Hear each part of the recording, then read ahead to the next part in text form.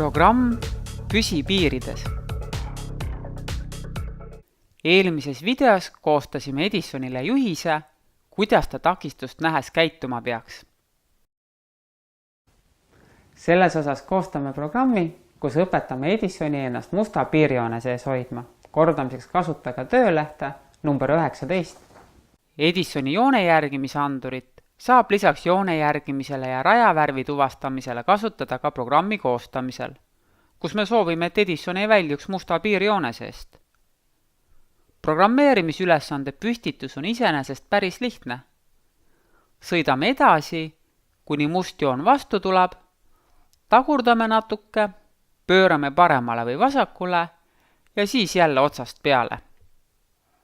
Avame edblocksapp.com ja võtame menüü valikust Wait Until ehk oota kuni ploki, kus on peal käteplaks ja häälestame selle ümber mustale joonele. Nüüd võtame Drive ehk sõida alt pidevalt edasisõitmise ploki. Paigutame enne ootamisplokki ja häälestame selle rajavärvist mittesõltuvaks ehk lihtsalt edasisõitmiseks.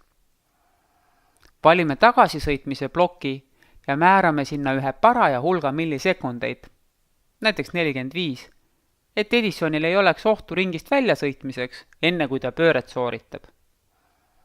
Võtame paremale pööramise ploki ja laseme Edisonil umbes 90 kraadi paremale pöörata. Lõpetuseks võtame Control ehk juhtimise alt korduse ploki, mis lõpetab töö siis, kui Edison näeb takistust. Enne programmi laadimist on vaja musta piirjoont. Mina panen oma Edisoni siia sumoringi sisse, aga ringi võid ka joonistada, teipida või võtta ette töölehelt 6.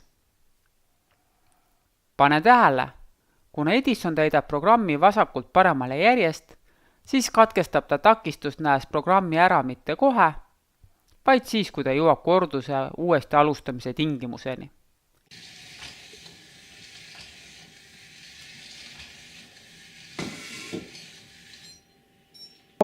Nüüd on sinu kord. Tee läbi ekraanil ilmuv väljakutse ja kohtumiseni järgmises videos. Ava tahvlis või arvutis lehekülg edblocksapp.com. Koosta programm, kus liikuv Edison peab püsima musta või valge piirjoone sees, samal ajal pidevalt ringi liikudes.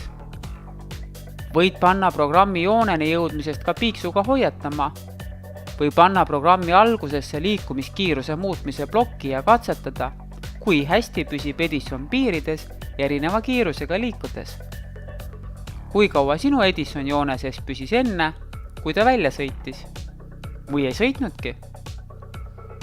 Võid koostada ka ekraanil toodud programmi.